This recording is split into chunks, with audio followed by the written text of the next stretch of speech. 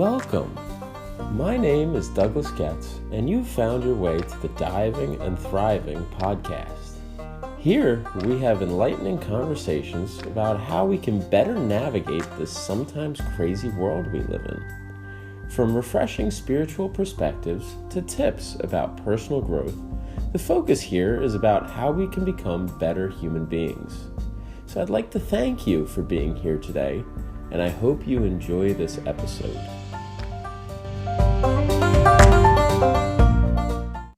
Welcome, everyone, to the Diving and Thriving podcast. Today, my guest is Henry Feldman.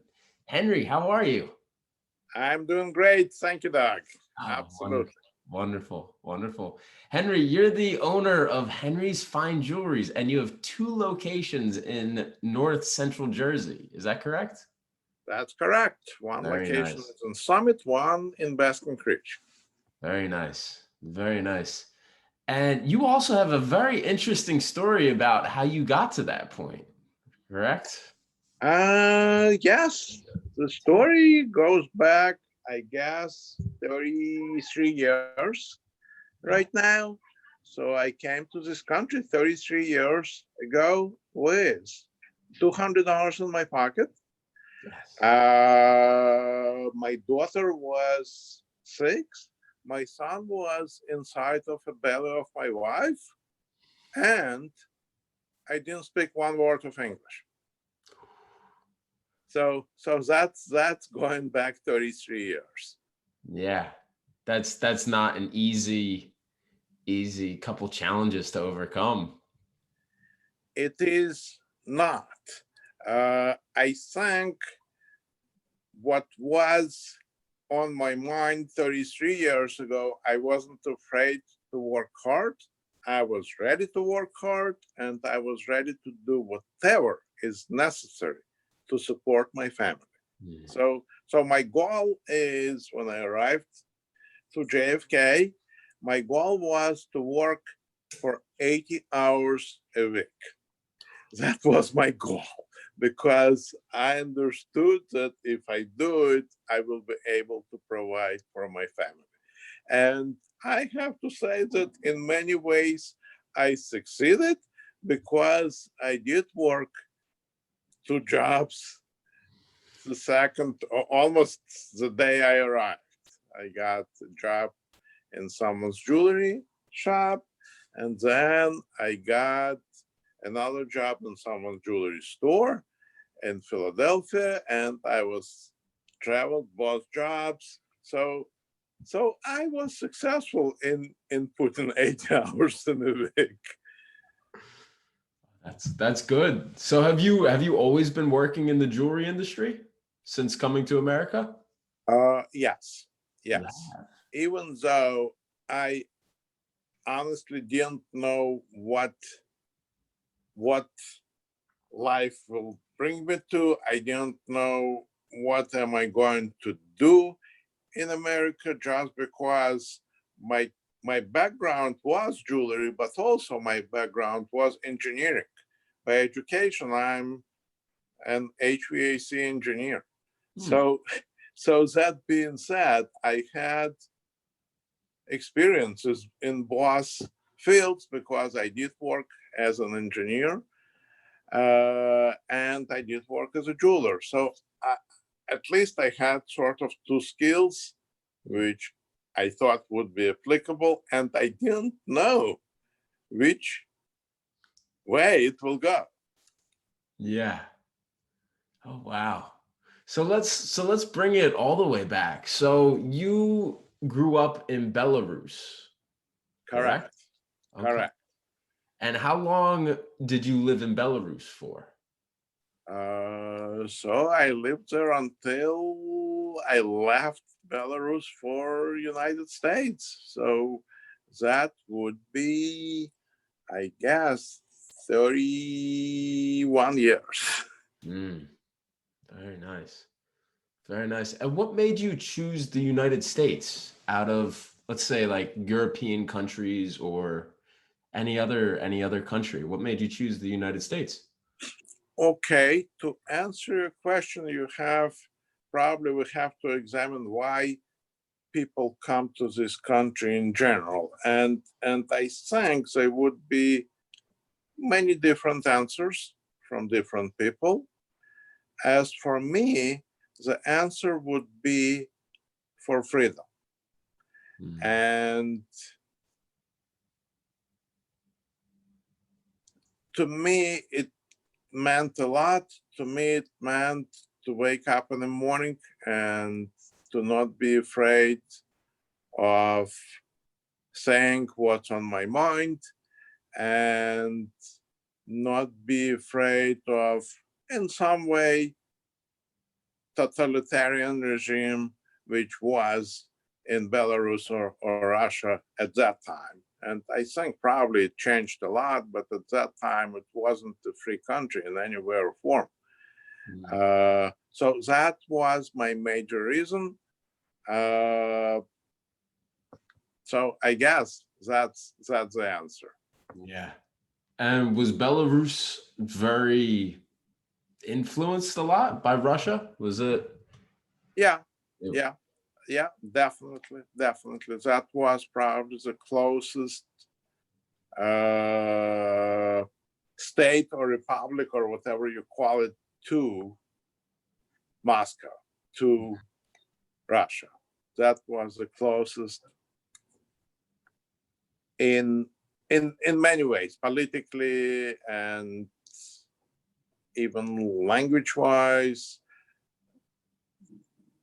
But also going back, I think Moscow dictated their rules to every state at that time. Yeah. In 1960s, 70s, and 80s. That's what it was. Moscow said, do this, and they were doing, and they were following the rules. Yeah.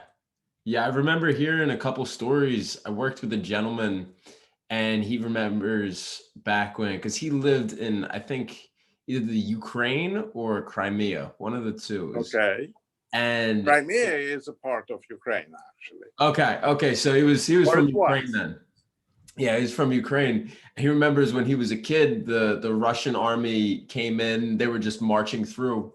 And what they did was they picked up the posts that said the border of Ukraine, and they just picked up the posts and moved them 100 kilometers into Ukraine, and just suddenly their town was now a part of Russia through no legal means or anything. They just picked up the posts that said this is where Ukraine stops, and they just moved it 100 kilometers. Okay. Yeah. Yeah, in many ways, it would be the way they did it in the past. Yeah. So they sure do have a lot of strategies for gaining influence, whether politically or just changing borders and whatnot. So Yep. that's for sure. Yeah, that's for sure. But so what made you choose the jewelry industry? What kind of led you down that path? I think probably a good answer would be that's where my passion was. That's what I was doing for many years, and I enjoyed. Probably I enjoyed mostly the creative end of it, making jewelry, designing. Also, I think I enjoyed problem solving in terms of repairs. I would say when many jewelers would say it cannot be done, I would say no problem. I would say it can be done. I knew the way. And maybe in some way my engineering background was helping me and helps me every day today as well. So that's two apparently not connecting fields are very, very much connected, in my opinion. Yeah, those are definitely connected. So is there a lot of creative aspect that goes into the jewelry industry? Do you make a lot of your own jewelry? Absolutely. You Absolutely. I do. That's actually big part. It is a big part of my business. Really? So I say my business consists of three. One is selling jewelry, one is making jewelry, and one repairing. That being said, making jewelry is a big part. Mostly I make jewelry for customers. Mostly I do it by orders. I do it when people come with sometimes their old jewelry, which is not current anymore. They don't wear these pieces anymore. Sometimes it's pieces passed from like generations above, and it's not current anymore. So they say, okay, can we use this gem and make a piece which would be appealing to me and wearable? And absolutely. So I start this process by drawing some sketches. Actually, I start the process by talking to a customer to understand what they envision, what their likes and dislikes. Then I draw some sketches. Then I do it in CAD, in a computer, so they can see basically the finished product before the piece is even done. We can make changes along the way, and finally we cast it in the metal of their choice. I set all the stones in. So that's the process of custom. Again, big part of my business and very, very much enjoyable. At the end, you get a piece which is one of a kind, not of the mill, just exactly the way the customer wants. And that's the bottom line. That's what the beauty of custom made jewelry is. The way you want it, not of the mill. Yeah, that's special. That is special. So does that, so I know, I'm guessing places like K Jewelers doesn't make jewelry like that. So they must buy it elsewhere and then bring Okay. it. Yeah, how does Okay. K Jewelers is, and I don't want to trash K Jewelers. However, and K Jewelers has its place. So I'm not saying let's close K Jewelers because they don't serve people. They do. But if you're looking for low quality jewelry, if you're looking for low quality diamonds, if you're looking for pieces which will be very light and poorly made, but inexpensive, that's K Jewelers. Do they make jewelry? No. Do people who work for K Jewelers know what they're talking about? Most of the times I found they don't. However, look, they exist. It means they make sales and they sell jewelry. And look, obviously they have their segment of customers, and therefore I say, absolutely. Do they do what I do? No. Do they sell the same quality as I sell or produce? No. Do they do repairs to the same quality standards as I do? No, they don't. But look, they exist. So is Tiffany's, so is Van Cleef. So there are different levels of the stores, and some are lower end, some are higher end. And I'm looking towards the higher end. That's my approach. It is called Henry's Fine Jewelry. Yeah, the word fine should have some meaning. Very nice. Very nice. So what would make a ring? So let's say what would make a ring high quality compared to low quality? Because I don't know too much about jewelry in itself. So like the ring itself versus the diamond versus the construction. What separates it? So let's say it this way. First of all, materials. So high quality diamonds would sparkle more than low quality diamonds. High quality diamonds would be white color, and low quality diamond will be yellowish brownish. Mm. But at the end of the day, okay, let's say that high quality diamonds sparkle much more than low quality diamonds. Workmanship.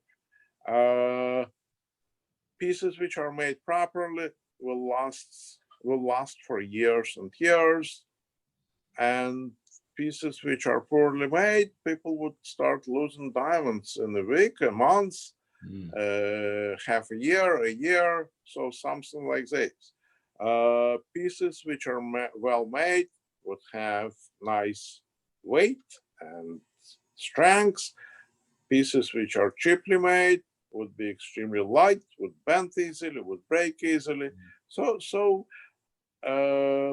what else? Quality of larger stones, even color stones, rubies, sapphires, amethysts. Those are high quality stones and low quality stones, nice colors and bad colors. For example, sapphires can be black like coal and can be beautifully bright blue color. A lot of inclusions or perfectly clear. So that's what makes the difference in quality in short sense. Okay. Nice. Yeah, because I haven't looked into jewelry too much. I purchase necklaces, but they're not too expensive. They're just they show something. They mean something. It's a stone of some sort, not like a sapphire or an emerald or a ruby. But it's interesting seeing diving into other industries to see what makes it so special, what separates high quality from low quality and everything in between. So that's really cool. So what did you always have a love for jewelry? Was that always around in your life since you were a child? Yeah, I started probably in jewelry. I believe I was maybe 12 or so. Started Mhm. to help someone in a jewelry shop and learned basics and learned a little bit more and started to do different things and basically fell in love with it. It's, Mm. I guess that was my way into this industry. Mm-hmm. Nice. So you were a part of jewelry since you were 12. So Yep. at some point you went down the engineering path to be a HVAC Hmm. engineer. So when did you do that? Did you do that in Belarus? Yeah. Yeah. Basically, I went into engineering college right after I graduated from high school. Hmm. Uh, my father was an engineer, my mother was an engineer, a lot of people around me were engineers, and I thought maybe I would go the same path. Hmm. Uh, and again, I will repeat myself probably, but I will say, even though I don't work in this field anymore, helps me every single day to succeed in what I do. Yeah. Yeah, you mentioned being able to use AutoCAD. Is that something you learned in engineering school? No, No. no, no. That's actually AutoCAD didn't exist at that time. At the time I went to college, no, that didn't exist. Mm. So that's something I learned here. And also talking about education, uh, also I attended Gemological Institute of America here and got my certifications in Mm. diamonds and diamond grading. Mm. So that's continuous education, which I still look. If you stop learning, you're that. I think you have to continue learn things because obviously any field and any industry don't stay still. You have to learn new things. So that's very much applicable to jewelry industry as well. So I learn new things. I study some things. Of course, I read jewelry industry magazines and attend seminars and attend trade shows. So education continues. Yeah. Oh wow. That's interesting. I didn't know there was a certification for what type of school was that? I missed the word. German. Gemological Institute of America, the most prestigious and probably the best school for diamonds and color stones, probably in the world. Oh wow. They actually, GIA for short, invented and developed the system of diamond grading, so, which is used today worldwide. Wow. That's impressive. That's impressive. Yeah, I never knew there was a school about that. That's really. Oh yeah, that's in really California, actually. California. Nice. Yeah. That's really cool. Yeah, it's great to have you on. You know, it's a lot of effort to become a business owner, and especially to make the jump from being an employee to owning your own business. So what made you want to take that step, and when did you take that step, and kind of what challenges did you face in that transition? Because that's a big transition, going from an employee to a business owner. A lot more risk, a lot more responsibility, a lot more weight on your shoulders. Okay.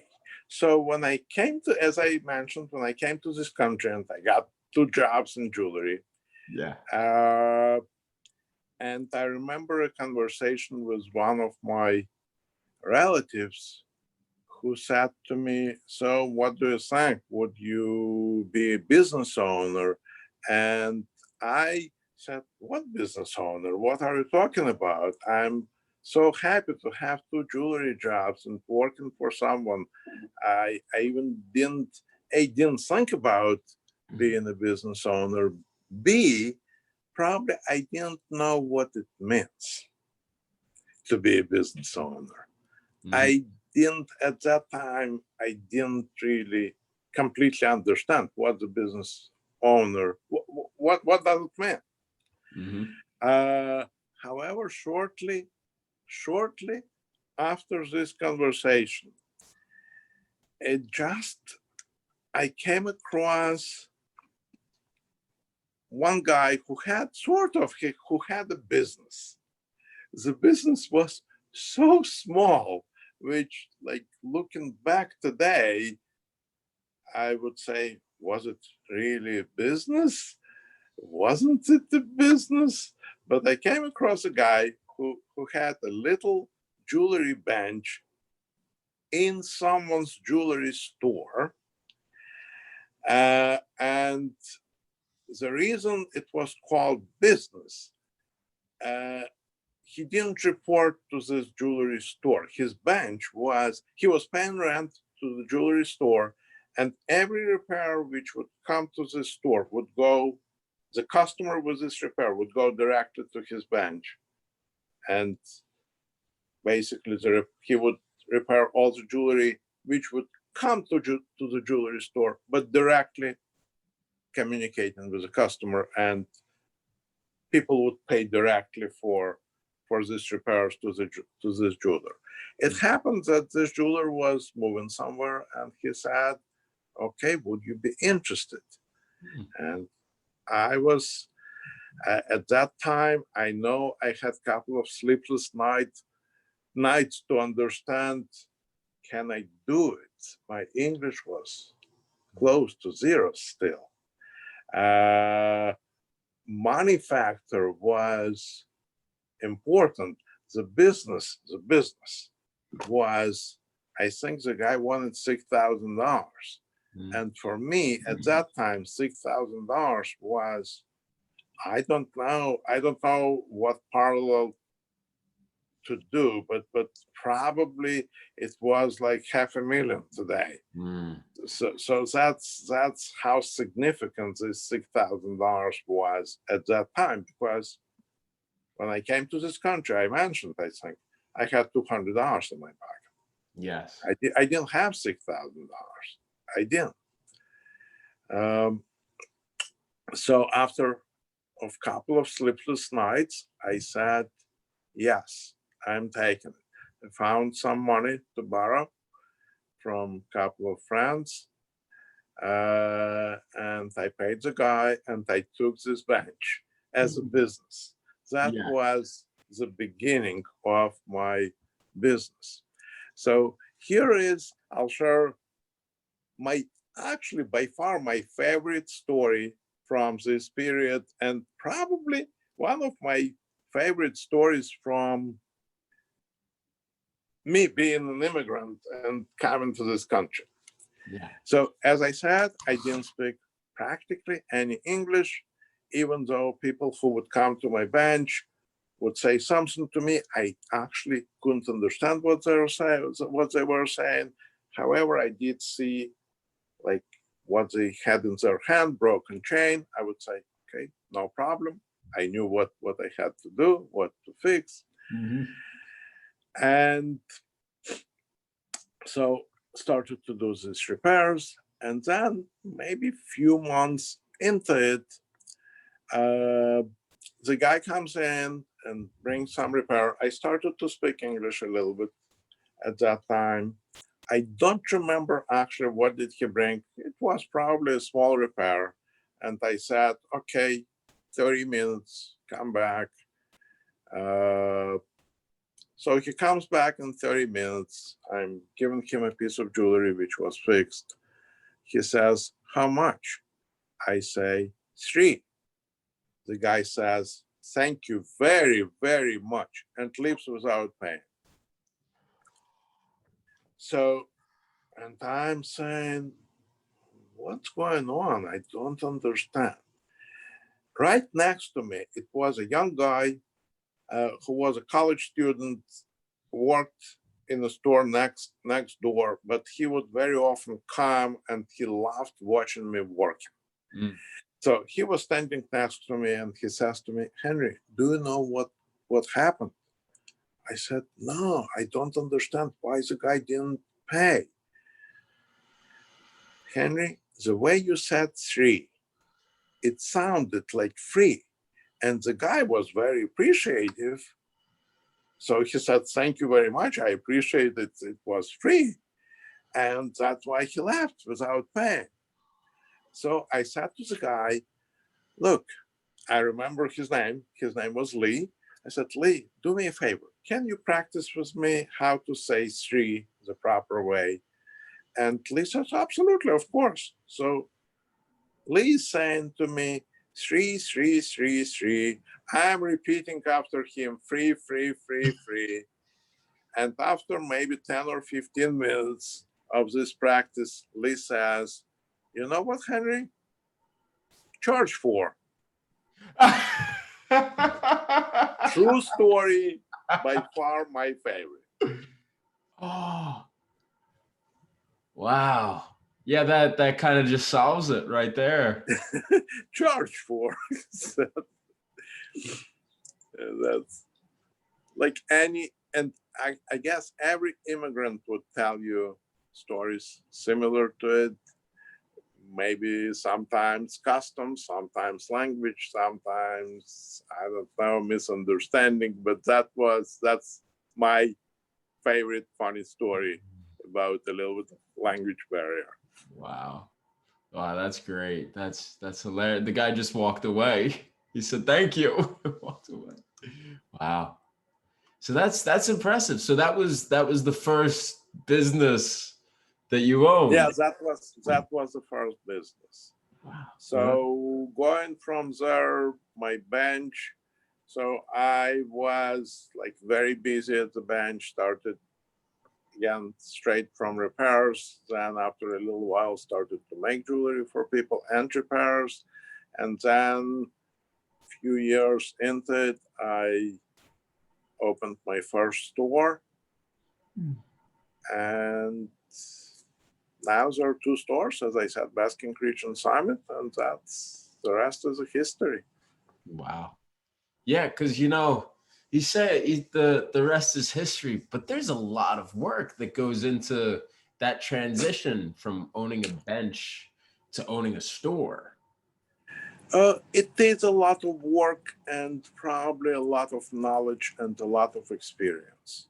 Mm-hmm. Uh, I am a true believer in the fact, in a statement probably, if you want to own a pizzeria, if you want the pizza business, you have to start by washing the floor in pizzeria. You have to start by cleaning the tables. You have to know the business. So for me, in part, I knew the jewelry repair business before I came to this country, but to know the business, Mm-hmm. that took actually a number of years and still continues. As I said, it's like continuous education. Yeah. Uh, but you have to have a lot of knowledge of many different aspects of business. It happened to be jewelry business, but again, going back to pizzeria, uh, you have to know at one point, you have to learn how to make pizza, how to make varieties of pizzas, Mm-hmm. how to talk to a customer, how to serve a customer, how much the pizza should cost, what kind of sodas they are. So every business has their ins and outs, specifics, but we'll call it knowledge and experience at the end of the day. Yeah. So, so that's years and years of knowledge and experience, which Yeah. Yeah. still continues. Yeah, because there's a lot of aspects to owning a business. There's having your books in order and proper accounting.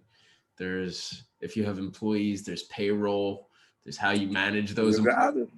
Yeah, you're absolutely right. There's purchasing the supplies that you need, renting or purchasing a building for that, decorating it, expenses of that building. So it kind of everything just ramps up basically. That's what we call a business.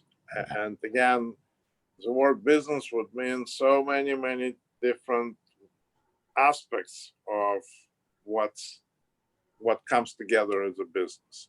Mm-hmm. One thing I would probably mention about small business, uh, my personal problems, there's not enough hours in a day or in a week or in a month. Yeah. And the reason for it, and that's how small businesses work, I think, at least it is my understanding. Mm-hmm. Any business owner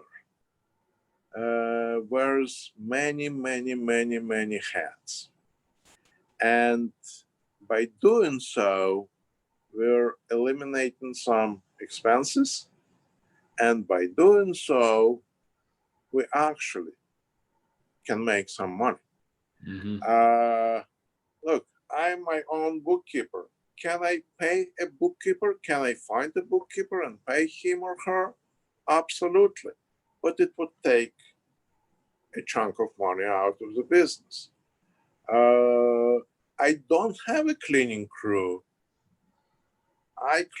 Sometimes I clean the bathroom myself. Sometimes my salespeople clean bathroom or sweep the floors.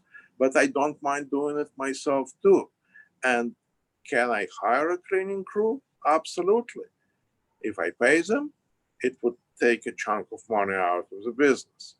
I don't have my IT person because my son, who works with me, covers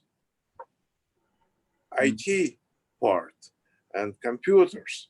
And because of this, we can make a little bit more money Yeah. or have less expenses. So that goes with a lot of things, but also doing so, there are not enough hours in the day. I mentioned it. Yes, I remember you mentioning that to me the other day. Uh, have you found the 25th hour in the day yet, or are you still looking? I don't know, still trying. That so far I'm not successful. Yeah, yeah, that's. I hear that regularly with small business owners. It's just constantly working. There's never enough hours. There's always something else to do. So It's always something else. It's something to do, and again, the reason for it, we do a lot of things which large businesses hire people. So I guess that's the price to pay of being a business owner and being a small business, which I absolutely don't mind, and I love it. I love it. yeah, But it comes with a lot of work, 100%. yeah, very nice. And so your first store, where was that? Was that you said was that Basking Ridge? Would you say? Did you say? No, my first store was in Union. I had the store there for, I think, maybe 7 or 8 years. Then I moved to Summit. So that was my still first store. And then I opened Baskin Ridge. Also, I moved both stores. I moved Summit store within Summit, I think probably 5 years ago. I moved my Baskin Ridge store within Baskin Ridge Yeah. 2.5 years ago. So both stores are renovated and updated in terms of decor and fixtures. So that's relatively both stores are new, even though they're not new in terms of time of existence. Yeah. Yeah, I see. I see. So I'm sure, so you've been in the jewelry business since you were 12, and you've owned your own jewelry business for how many years? We'll call it 32. Me too. Wow. So so I know usually in different industries, usually there's something that you learn that kind of takes you to the next level, or something that like there's usually like a challenge that you keep encountering that it's just it's excruciating. It kind of drives you mad a little bit until you figure out the answer to it or the solution to it.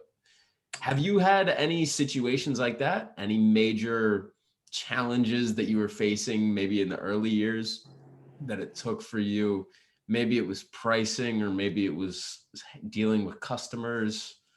What things did you really figure out that helped your business? Not an easy question to answer, because I don't think there's one aspect on one thing which I learned and brought me to next level. Yeah. And as I said before, there are so many different hats I wear and so many different aspects of business, that I don't think there's one which would overweigh the rest. Yeah, I there's think usually more than one. at least in my opinion, I say the longer I work in business, the more I learn, the more I understand business. In some way, the easier it is to find answers to situations and questions which arise. So at the end of the day, experience. That's all it is. If you want to be successful in business in a month or in a year, maybe if you're lucky to strike gold, I don't know. But most of the times it's years of hard work and learning every day. That's my approach and that's my answer. Yeah. Yeah, there's really no substitute to experience.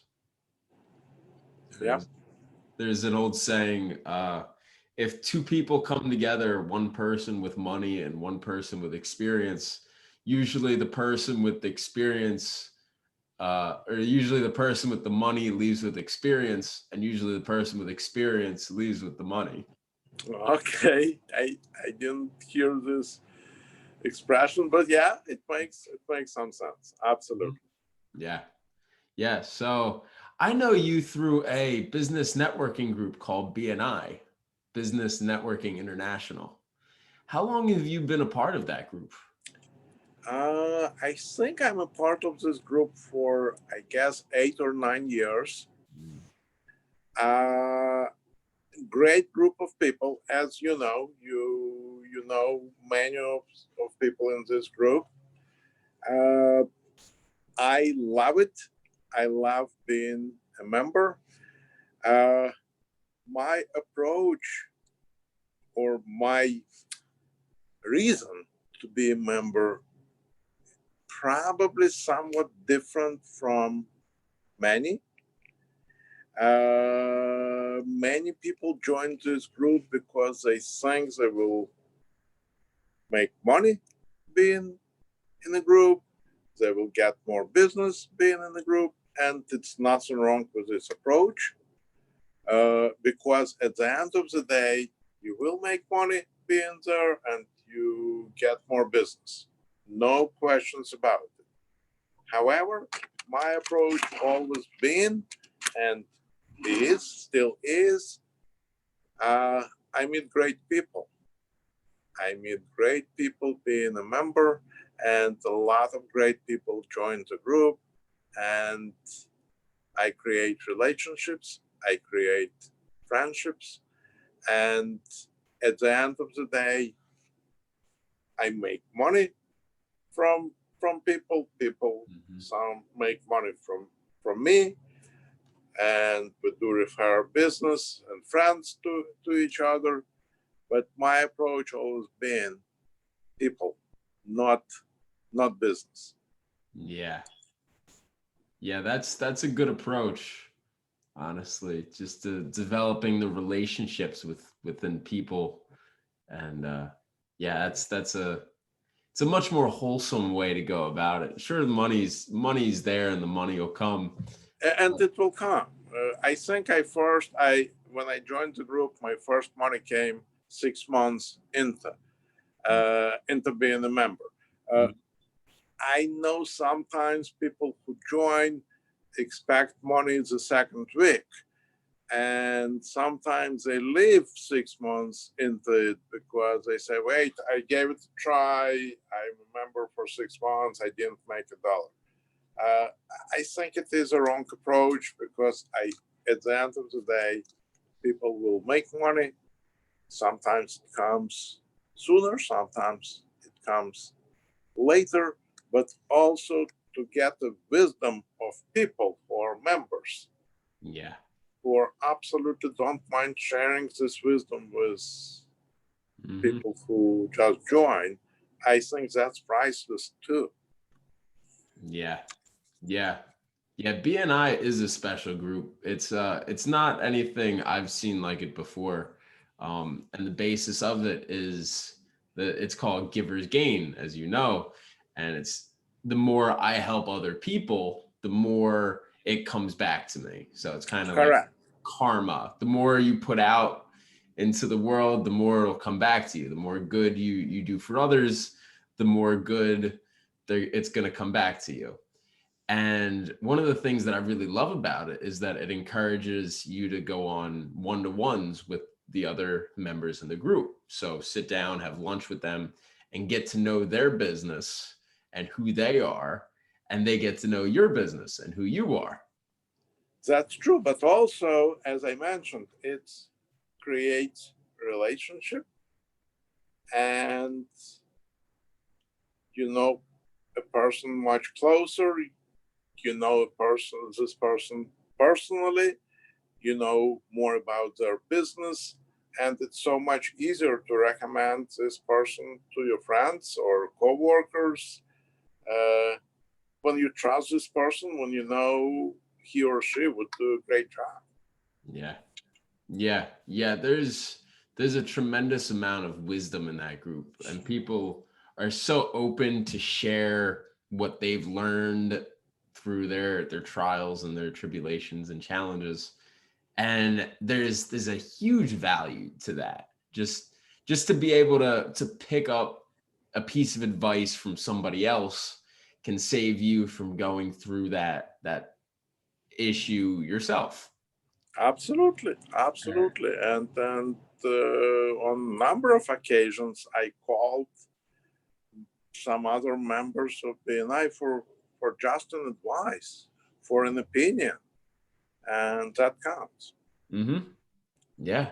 Yeah. I remember a gentleman by the name of Frank Abreu first Okay. brought Yeah. me into the BNI group that you're involved with. I actually was a part of it maybe a year before. I showed up as a guest twice to a BNI in Somerville. So I kind of got to see how everything ran.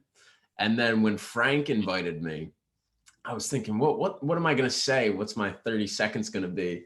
I remember saying, well, I wanted to kind of get a job as a salesman at that time. And so I stood up and I talked about I'm a student. I want to help everyone and I'm a salesman. So if there's any way I can help you, please let me know. And by the end of that meeting, I had 3 job offers as a salesman. It's like, whew. Wow.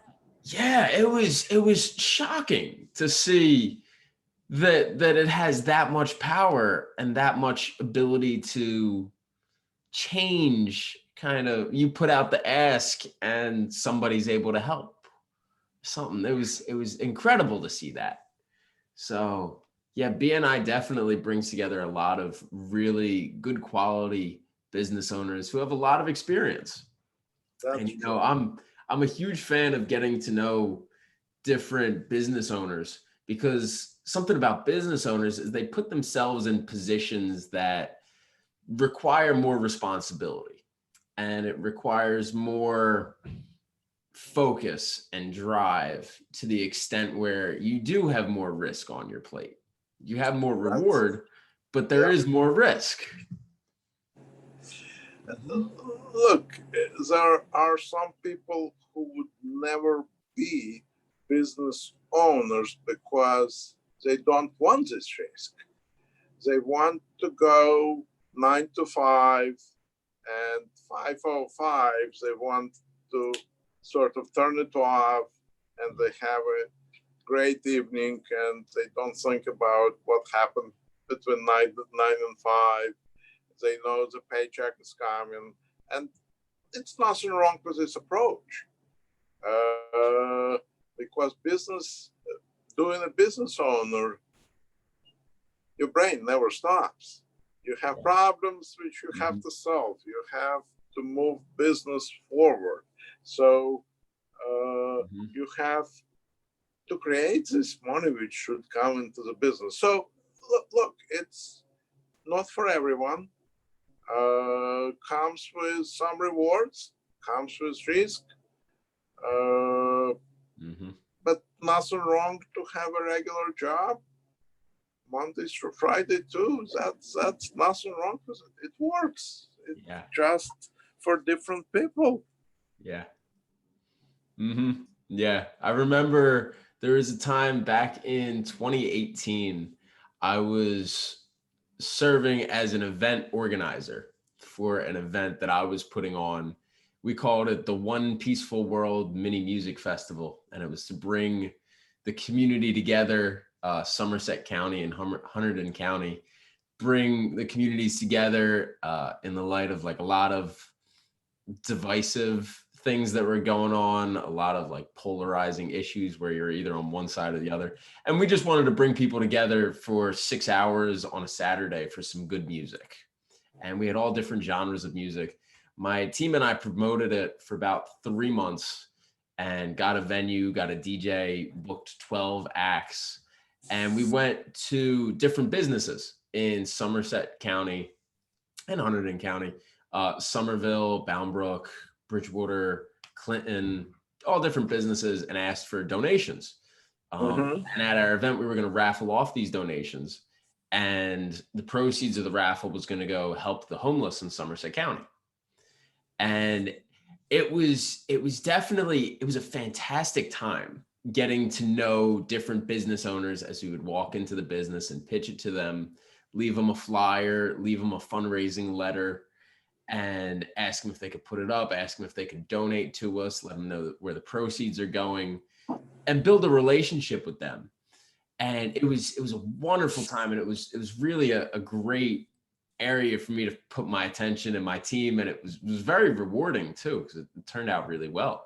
But the trouble that I had was turning off my mind at the end of the day.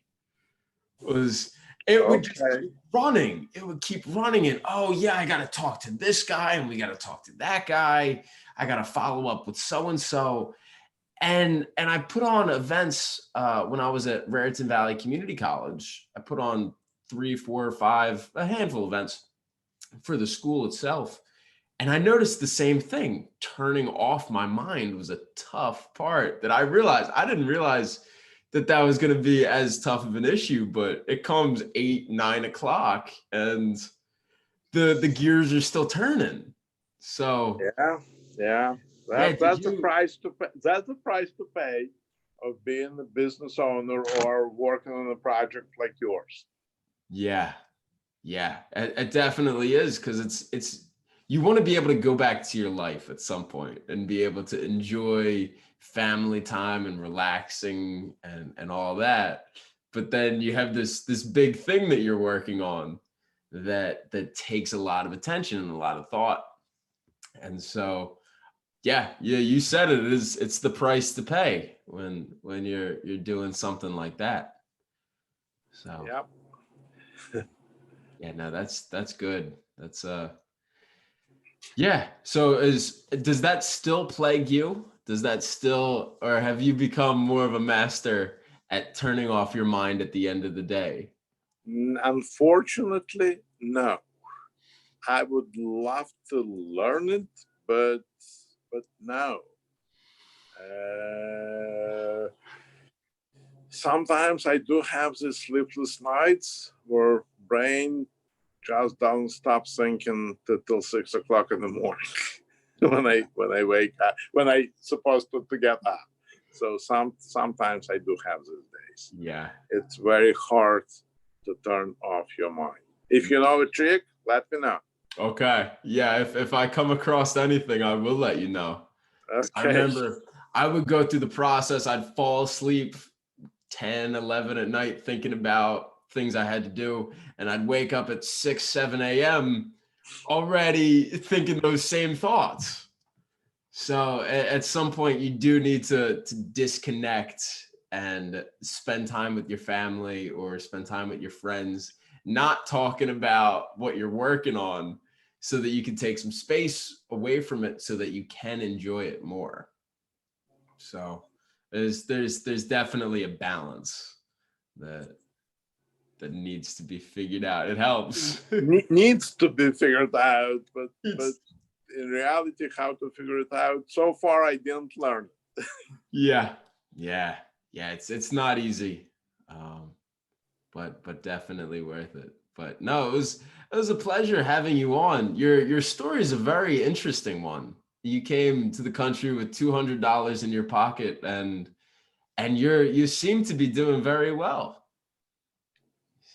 I think I'm doing well. At Yeah. least I'm happy where I am. I'm happy with my family. I'm happy that my son joined my business, I guess, 10 years ago, or maybe even a little bit more after he graduated from college.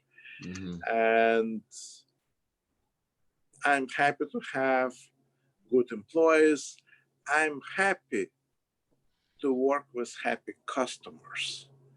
And I'm happy to provide services to them. It is a happy business. And in this respect, I think I'm a happy person Yeah, to make people even happier.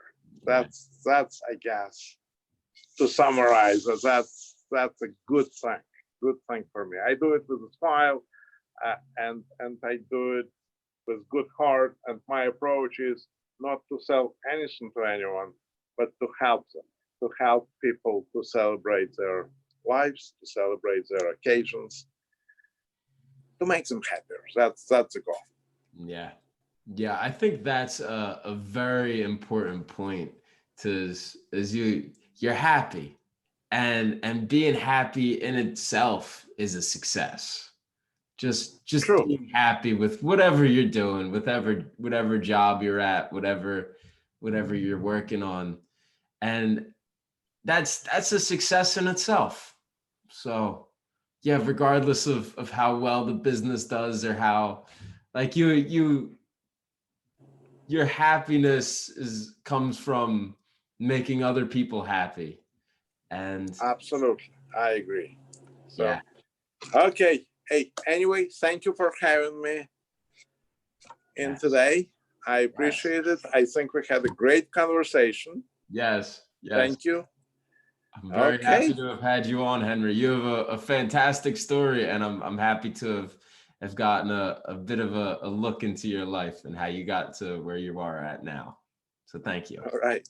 Thank you. All All right. right, Henry. We will continue this another time. Talk to you soon. All Thank right, you we'll very talk much. soon.